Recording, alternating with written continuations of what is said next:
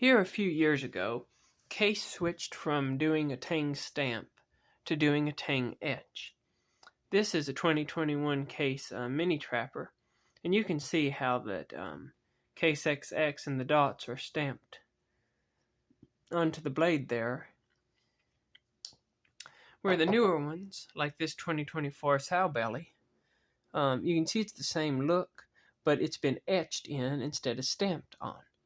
Now, I have heard some people talking about the matter, and some people have worried about the etch coming off of the blade, and others have talked about the way that the blade isn't as shiny down in by the etch. Sometimes they don't get to buffer down in there as much, and some have surmised that it might be because they were scared that the item number might buff off. And so today I'm going to show you, if you want to, how to clean this fog up, where that they haven't got the buffer down there all the way. You can see how that's kind of dull looking. It really doesn't bother me much, but nevertheless, there is an easy way to fix it. So in this video, I'm going to show you how to remove that if you want to, without damaging the blade etch. You'll need some white buffing compound, and I am again going to be using a Dremel tool with a felt cloth wheel on it. And then start your Dremel up and hold it onto your wheel here and load the wheel up with some buffing compound. Now you got to be careful doing this because you could damage your knife or you could hurt yourself. But anyways, all I'm going to do is I'm going to turn this Dremel on, and I'm just going to touch it like this and slowly run it over here a few times, and that will work on that cloudy bit there. There is a light on this Dremel that kind of messes with the camera a little bit, so you won't be able to see what I'm doing really good, but that's all I'm going to do, is just set that wheel right on that tang, and I'm going to work it back and forth like that a few times.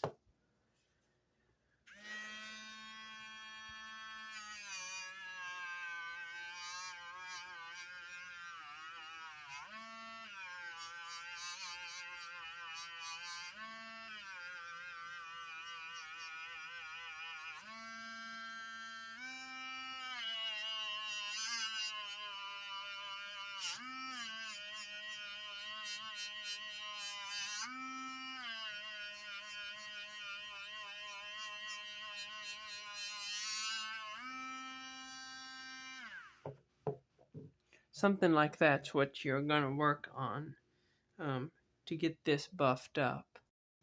You will have to keep wiping the buffing compound off because it will show up as a black wax. You can see how much better that looks there. Now that's good enough for me. This blade, of course, is going to be moving in and out. You can see there's some black buffing compound right there. It's a darkish gray color. Just have to keep wiping that off there as you're working on it.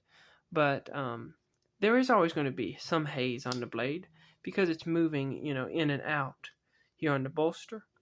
But you can see, if you compare this side, the dullness, with the side that we just buffed, it's all buffed up and cleaned up. Now, I did that back side there on this sow belly because it was easier to film there. But you can do the same thing on the etch side, and it won't bother the etch. I'm going to go ahead and do that off camera. Same thing I did on the back side of the blade, and then I'll show you that it doesn't bother the etch to buff it. Now I've went ahead and buffed this side of the knife. You can see we got that nice and shined up.